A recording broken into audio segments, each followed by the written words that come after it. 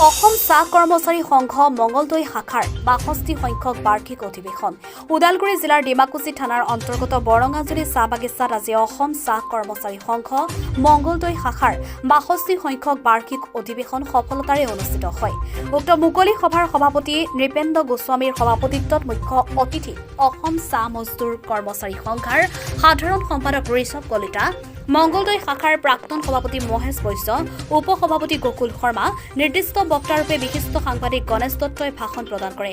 লগতে অধিৱেশনখনিত জয়ন্ত ৰাজবংশীয়ে আধৰা অনুষ্ঠানত প্ৰতিনিধি সভাৰ কেন্দ্ৰীয় পৰ্যবেক্ষক সুশান্ত পূজাৰী, প্ৰতিনিধিবৃন্দ আৰু শ্ৰম ত্যাগী সেৱাস্থলী ৰাইজৰ সহযোগত মঙ্গলদৈ শাখাৰ অসম চাহ কৰ্মচাৰী সংঘৰ ৬২ সংখ্যক অধিৱেশনখনি সফলতাৰে সম্পন্ন হয়।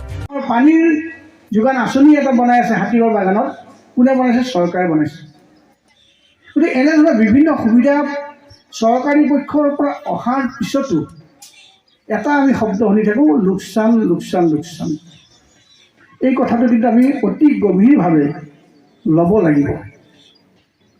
বাগানবিলাক পটককৈ কৰ্মচাৰী নজনাকৈ, মজদুৰবিলাক নজনাকৈ পটককৈ কিছুমান কোম্পানীয়ে বাগানবিলাক বিক্ৰী কৰি দিয়ে। এই প্ৰক্ৰিয়া চলিছে। কেইবাটাও বাগান বিক্ৰী কৰাৰ কাৰণে ইতিমধ্যে বিক্ৰী হৈ গৈছে আৰু কিছু কিছু বিক্ৰী কৰাৰ কাৰণে প্ৰক্ৰিয়া চলিছে। অথচ মাজতে যিটো অসমৰ বা আমাৰ এই বড়োলেণ্ডত যিটো পৰিৱেশ আছিল, সেই পৰিৱেশ এতিয়া নাই। আমিতো এইটো চাব লাগিব। আমি আগতে কৈছিলোঁ যে কোটিৰ হিচাপত পইচা, লাখৰ হিচাপত পইচা দিব লাগে বিভিন্ন সংগঠনক। আজিকালিতো সিমান নাই। এতিয়াতো বন্দুকৰ শব্দটো ৰাতি নোপোৱাই, এতিয়া নিশ্চিন্ত মনে আমি ঘূৰিব পাৰোঁ।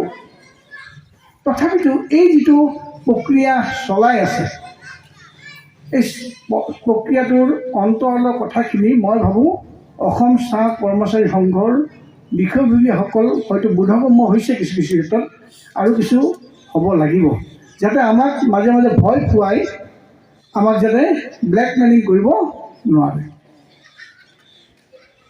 কাৰণ আমাৰ বস্তুবিলাকৰ দাম বাঢ়ি আছে।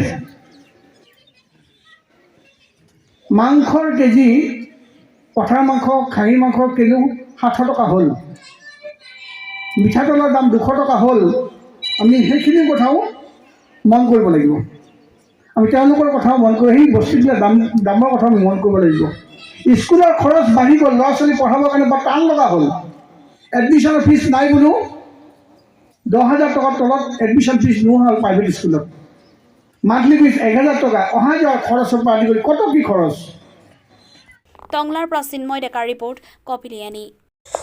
আপোনাৰ জীৱনৰ যিকোনো সমস্যাৰ বাবে এবাৰ লগ ধৰক জ্যোতিষী তান্ত্ৰিক মা শশানকালীৰ সাধক, জ্যোতিষৰত্ন তথা অসম গৌৰৱ বঁটাপ্ৰাপ্ত, শংকৰাজান সমন্বয় বঁটাপ্ৰাপ্ত, ডক্টৰ বি.আৰ. আম্বেদকাৰ বঁটাপ্ৰাপ্ত অৰুণ বৰাৰ লগত।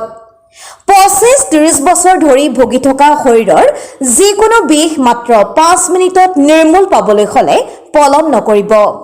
লগতে আঁঠু ফুলি থকা, শৰীৰৰ যিকোনো গাঁঠি ফুলি থকা, শৰীৰৰ জিনজিননি ৰোগ, মৃগী ৰোগ, বমি বমি ভাৱ হোৱা, শৰীৰ ওজন ভাৱ থকা, স্বামী স্ত্ৰীৰ অমিল, শত্ৰু দমন, বিবাহত বাধা, শাহু শহুৰৰ লগত বোৱাৰীৰ কণ্ডল, আত্মীয়ৰ লগত গৃহ কণ্ডল, বিদ্যাত বাধা, ভূত প্ৰেত জিন আদিয়ে ধৰা ব্যৱসায়িক লোকচান, বান কটা, মাংগলিক দোষ, ৰোগত কোনো ঔষধে কাম নকৰাৰ বাবে পলম নকৰি এবাৰ লগ ধৰিব পাৰে জ্যোতিষী অৰুণ বৰাক।